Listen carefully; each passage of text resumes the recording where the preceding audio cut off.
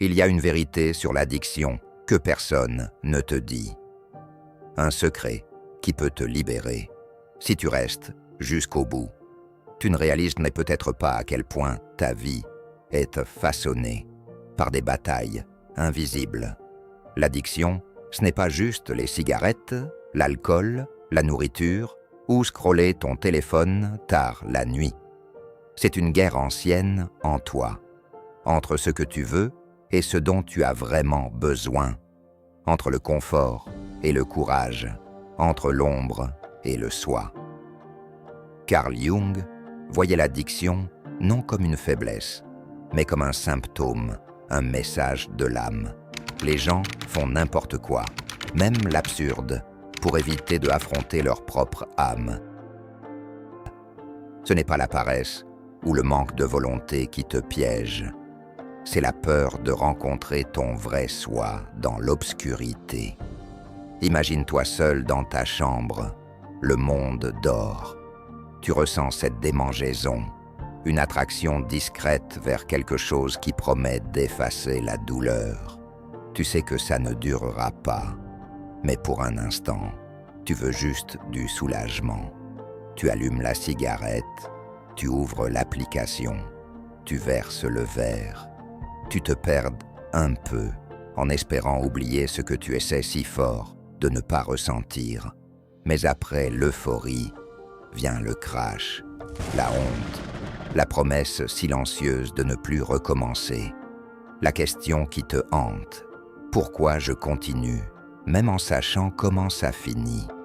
La plupart des gens voient les envies comme des ennemis, des monstres à abattre ou à cacher. Mais la philosophie de Jung bouleverse tout. Il croyait que chaque pulsion, chaque compulsion est un messager, une partie de ton esprit qui essaie de dire une vérité que ton moi éveillé refuse d'entendre. Réfléchis. Si tu étais parfaitement content, parfaitement entier, de quoi aurais-tu besoin pour t'engourdir? De quoi aurais-tu besoin pour t'évader? Les envies sont le langage de la douleur de l'âme. L'addiction n'est pas seulement une affaire de chimie ou d'habitude. C'est ce qui manque dans ta vie. Ce n'est pas une bataille de force. C'est un puzzle de sens. C'est pourquoi tant échoue. Il se concentre sur la discipline, mais ne se demande jamais « Que veut me dire cette envie ?» Quelle partie de moi ai-je enfermée au sous-sol, en espérant qu'elle disparaisse? Dans la psychologie de Jung, l'ombre est tout ce que tu as rejeté, tout ce que tu as nié, tout ce dont tu as honte d'admettre, même à toi-même. Plus tu caches ton ombre, plus elle gagne en puissance. L'addiction est le déguisement préféré de l'ombre. Elle se présente comme un confort, mais se nourrit de ton silence.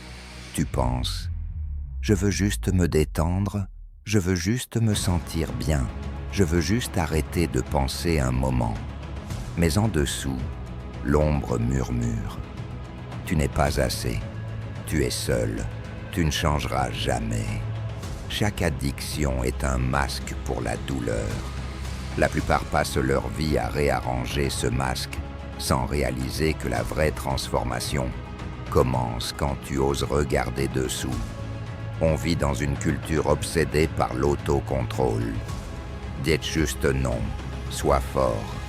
Mais si ça marchait, tu ne serais pas là.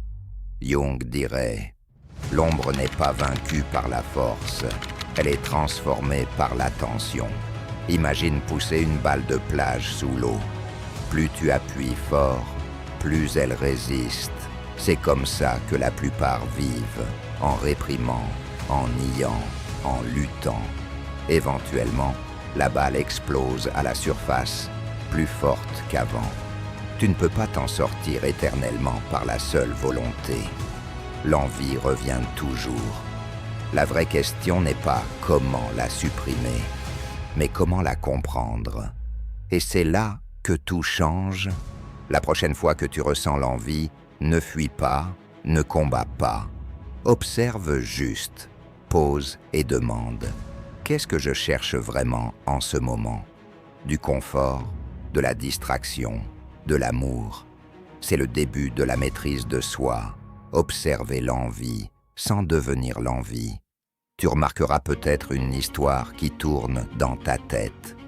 Peut-être de la peur, de la solitude, ou le sentiment de rater quelque chose. Peut-être une voix qui dit que tu ne seras jamais libre. Mais en observant, tu crées un espace, un gap, où tu peux choisir. La plupart n'arrivent jamais là. Ils sont trop occupés, trop engourdis, trop effrayés. Ils préfèrent rester dans le noir, plutôt que risquer de voir ce qui s'y cache.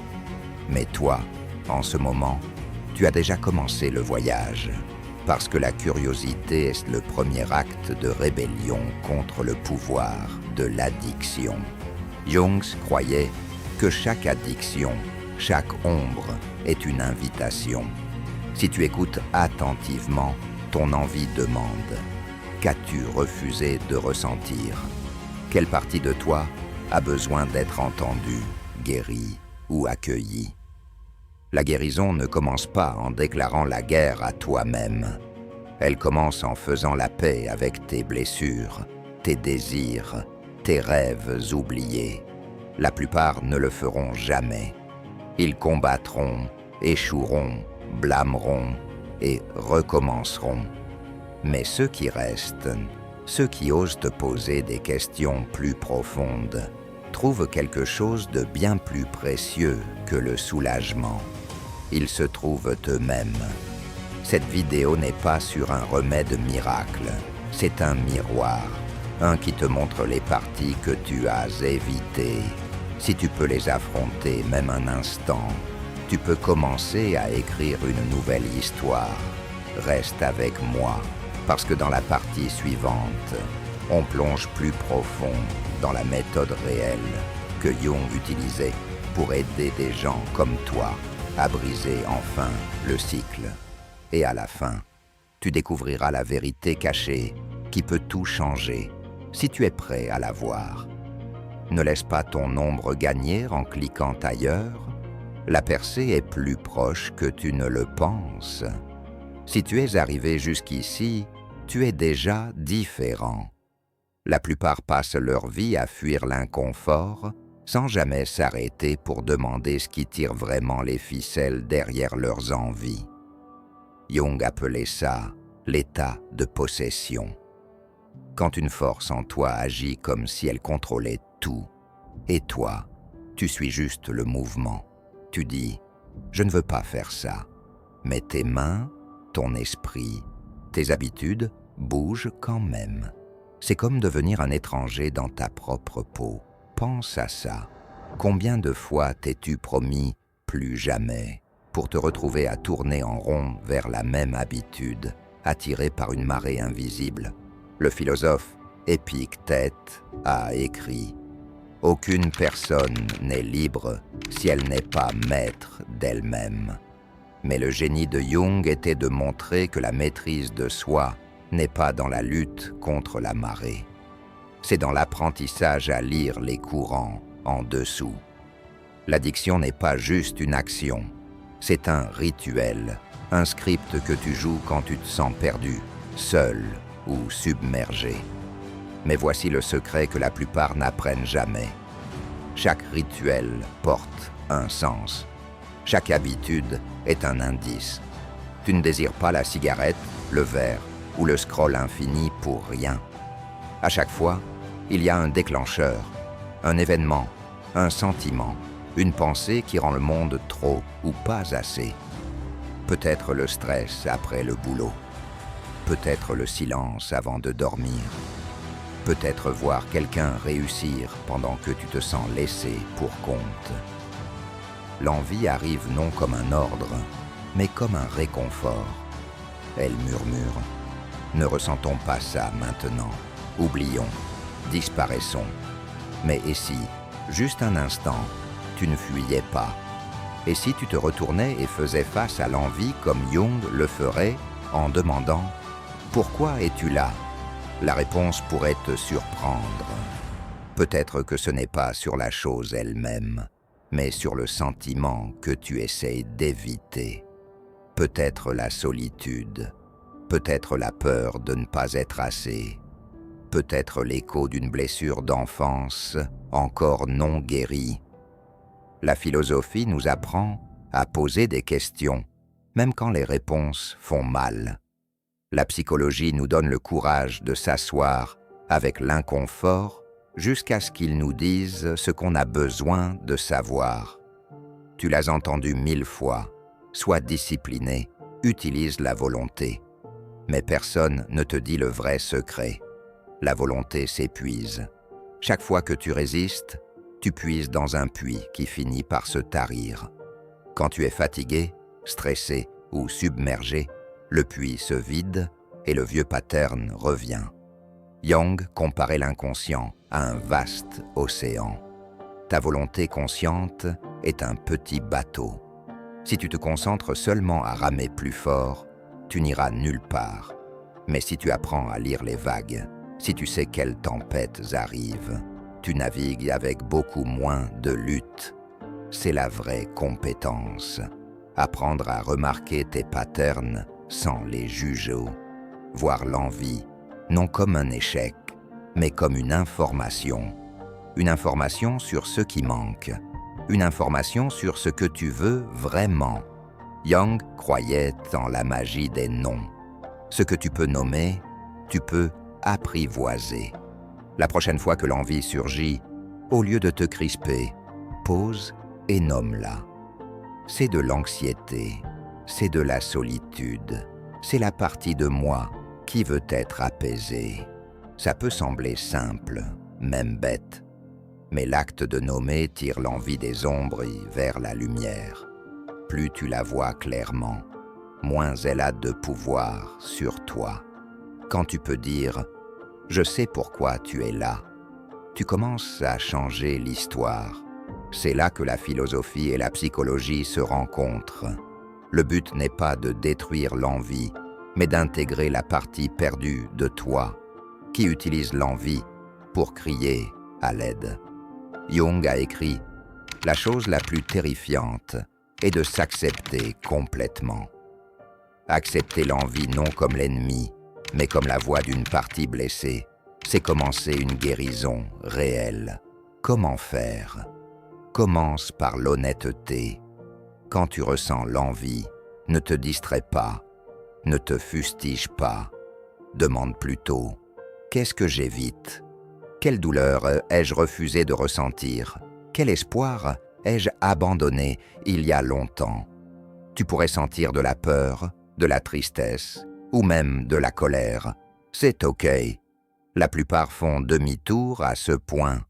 Ils se disent que c'est trop. Mais chaque fois que tu affrontes ton ombre, tu reprends un peu plus de ton pouvoir. Tu ne seras pas libre en un jour, mais chaque fois que tu apportes de la conscience à tes envies, tu desserres les chaînes. Chaque moment de curiosité est une victoire sur l'ancien script. La philosophie nous demande d'endurer l'inconfort de l'inconnu, de s'asseoir dans l'obscurité et de faire confiance à ce que quelque chose de nouveau émergera. La psychologie de Jung est une invitation à la patience.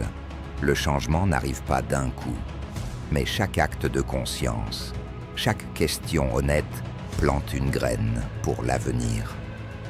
En apprenant à écouter, non à fuir, non à t'engourdir, non à te distraire, tu commences à découvrir une nouvelle voix en toi, une voix plus sage, une qui n'a pas besoin de crier ou menacer, une qui dit « Je te vois, je sais que tu souffres, mais tu n'as plus besoin de t'évader, tu peux rester. » C'est le début de la confiance en soi.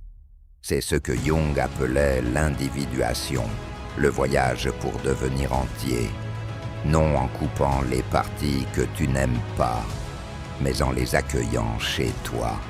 La plupart ne connaîtront jamais ce sentiment. Ils passeront leur vie à chasser le soulagement et à rater la leçon. Mais toi, en restant, Tu es déjà sur le chemin moins fréquenté. Tu ne te sens peut-être pas libre encore. C'est ok. Mais la liberté n'est pas un moment. C'est un processus. C'est le résultat de 1000 petits actes de courage, 1000 moments de tourner vers ta douleur, pas de t'en éloigner. Le voyage continue. Dans la partie suivante, tu apprendras l'étape finale. Comment utiliser l'énergie de tes envies comme carburant pour la transformation, pas pour l'autodestruction. Et tu découvriras la vérité que Jung réservait à ses étudiants les plus courageux. Une vérité qui transforme l'addiction en maître, pas en malédiction. Ne la rate pas, parce que la dernière leçon est celle qui change tout. L'alchimie de l'envie. Tu es arrivé ici à travers les questions dures et les pièces cachées de ton propre esprit. La plupart auraient cliqué ailleurs, effrayés par l'inconfort ou par la peur que rien ne change. Mais toi, tu es resté. Ça veut déjà dire quelque chose. Ça veut dire que tu ne cherches pas juste du soulagement, tu cherches la transformation. Carl Jung ne croyait pas aux raccourcis. Il croyait en l'alchimie. Il voyait la vie comme un processus pour transformer le plomb en or. Non en jetant ce qui est sombre ou lourd, mais en le faisant fondre, en le comprenant et en le laissant être changé par ta conscience. Pense à l'envie, au craving, à l'attraction vers tes vieilles habitudes. Chaque fois qu'elle monte, c'est comme une étincelle pleine d'énergie, pleine de potentiel. La plupart gaspillent cette énergie en la combattant, en fuyant, en l'engourdissant ou en se blâmant de la ressentir. Mais et si tu apprenais à utiliser cette étincelle au lieu d'essayer de l'éteindre? Les alchimistes croyaient que chaque poison peut devenir médecine si tu connais le secret. Jung croyait que ton craving, ton addiction, est la matière même d'où ton nouveau soi peut être forgé. Transformer le poison en pouvoir. Ça commence par un changement d'attitude. Au lieu de demander « Comment me débarrasser de ce sentiment ?», demande « Qu'est-ce que je peux apprendre de lui ? Comment utiliser son énergie ?» Le craving est de l'énergie. C'est la façon de l'esprit de dire que quelque chose manque, quelque chose a besoin de bouger. Quand tu ressens l'envie, ne la gaspille pas, canalise-la. Si tu craves une cigarette, utilise ce moment comme un signal pour prendre une profonde respiration, pour bouger ton corps, pour noter tes pensées, pour créer quelque chose, même si c'est juste une phrase honnête sur ce que tu ressens. C'est la différence entre la répétition inconsciente et la transformation consciente. Tu ne peux pas toujours arrêter l'envie de venir, mais tu peux choisir ce que tu en fais. Avec le temps, cette pratique recable ta relation avec toi-même. Jung remarquait que les gens qui s'échappaient de l'addiction ne faisaient pas que arrêter. Ils remplaçaient un rituel par un autre, un pattern par quelque chose de plus significatif. Tu as besoin de nouveaux rituels, de nouvelles façons d'utiliser l'énergie qui alimentait autrefois tes cravings. Si tu attrapais toujours ton habitude en temps de stress, essaie de poser et de sentir le sol sous tes pieds, à la place. Si tu t'engourdissais l'esprit avant de dormir, essaie de journaliser la vérité que tu as le plus peur d'admettre. Si tu veux fuir l'inconfort, essaie de t'en approcher pour 60 secondes, de la nommer, de respirer à travers et de te laisser la ressentir pleinement. Petits rituels, faits avec conscience, sont les outils de la transformation de l'ombre au soi. Jung croyait que le but de la vie est l'individuation. Le processus de devenir entier en intégrant toutes les parties perdues, rejetées ou craintes de toi-même. L'addiction te montre où sont tes blessures, mais aussi où vit ta plus grande énergie. L'ombre n'est pas ton ennemi, c'est ton guide vers ton potentiel caché. Chaque fois que tu poses et affrontes ton craving, tu réclames un peu plus de ton pouvoir. Tu deviens moins divisé, plus unifié, plus toi-même. Et lentement, ton identité change. Tu n'es plus l'addict, le cas perdu, celui qui ne peut pas changer. Tu deviens l'observateur, le choisissant, l'alchimiste. Quelqu'un qui peut porter la douleur, le désir et même la peur, et avancer quand même avec un but, une nouvelle identité. Tu te demandes peut-être, comment savoir si je change vraiment? La réponse n'est pas dramatique, elle est tranquille. Tu remarques que la voix de la honte s'adoucit. Tu remarques que tu n'as plus autant besoin de te cacher de toi-même. Tu te surprends à poser, réfléchir, choisir, juste une fois, puis encore. Tu commences à te faire confiance, et cette confiance grandit, un petit acte à la fois. La plupart mesurent le changement en grande victoire ou en streaks propres, mais la vraie transformation, selon Jung, se mesure par ta volonté de te montrer honnête envers toi-même, jour après jour, peu importe quoi. La récompense cachée.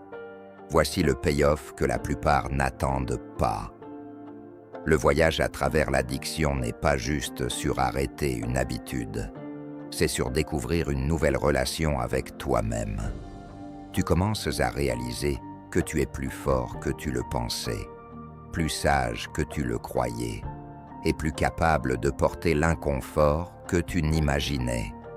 Tu arrêtes de te voir comme brisé. Tu commences à te voir comme courageux. Jung a écrit « Je ne suis pas ce qui m'est arrivé. Je suis ce que je choisis de devenir. » C'est ta vérité, à toi aussi. Un dernier défi. Si tu as regardé jusqu'à la fin, tu as déjà prouvé que tu n'es pas comme les autres. Tu es prêt à rencontrer tes cravings avec curiosité, ton ombre avec compassion, tes blessures avec la volonté de guérir. Donc, voici l'étape finale. Chaque fois que l'envie revient, utilise-la comme une cloche, un rappel pour checker avec ton soi le plus profond. Demande « De quoi ai-je vraiment besoin maintenant? De quoi ton âme a-t-elle faim? » Connexion, vérité, sens, repos.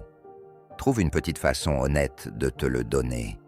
Chaque fois que tu le fais, tu affaiblis l'ancien pattern et renforces le nouveau. L'addiction veut te faire croire que tu es coincé pour toujours. C'est le mensonge. La vérité, c'est que tu changes chaque jour, et chaque petit acte de conscience est une victoire. Tu n'as pas à être parfait. Tu dois juste continuer à te montrer. Si tu es arrivé à la fin, tu ne fais pas que regarder une vidéo. Tu fais le travail que la plupart évitent toute une vie. Tiens bon. Parce que comme Jung le savait, la liberté que tu cherches t'attendait toujours. Juste sous l'ombre, juste dans le craving, juste de l'autre côté de la peur. Tu ne laisseras plus jamais l'addiction gagner. Pas après ça. Imagine ton ombre comme les souterrains d'un vieux château en Bretagne, sombres et oubliés, pleins de secrets qui grondent. Si tu les ignores, ils envahissent tout. Mais en allumant une torche, en explorant, tu découvres des trésors. C'est pareil pour tes envies. Prends l'exemple d'un Français, scrollant Instagram pendant sa pause déjeuner, cherchant à oublier le stress du bureau. Ce n'est pas juste une pause, c'est un cri pour du sens. Et si tu te demandais pourquoi ce scroll? Qu'est-ce qui manque vraiment dans cette journée? Cette question ouvre des portes. Mais attends, qu'arrive-t-il si tu continues à ignorer? Les chaînes se resserrent, la liberté s'éloigne. Heureusement, Jung nous donne les clés. Pense à un Canadien luttant contre l'alcool par les nuits froides de Montréal. Ce n'est pas la boisson, c'est l'isolement hivernal qui appelle. Ou une Belge accro à la nourriture réconfortante après une rupture, masquant une douleur plus profonde. Chaque cas est unique, mais le pattern est le même. L'envie est un messager. Ignorer, c'est stagner. Écouter, c'est transformer. Et si on allait plus loin? Imagine intégrer cette énergie dans ta vie quotidienne, comme transformer une envie de fumer en une marche contemplative le long de la Seine, observant les vagues, comme Jung observait l'océan de l'inconscient. Chaque pas est une victoire. Répète après moi. Je ne fuis plus, j'écoute. Ça change tout, non? Et ce n'est que le début. Continue à creuser, parce que plus tu explores, plus tu découvres que l'addiction n'était qu'une porte vers ton vrai potentiel. Regarde maintenant, déchiffrer n'importe qui. 18 vérités de Nietzsche pour aller plus loin.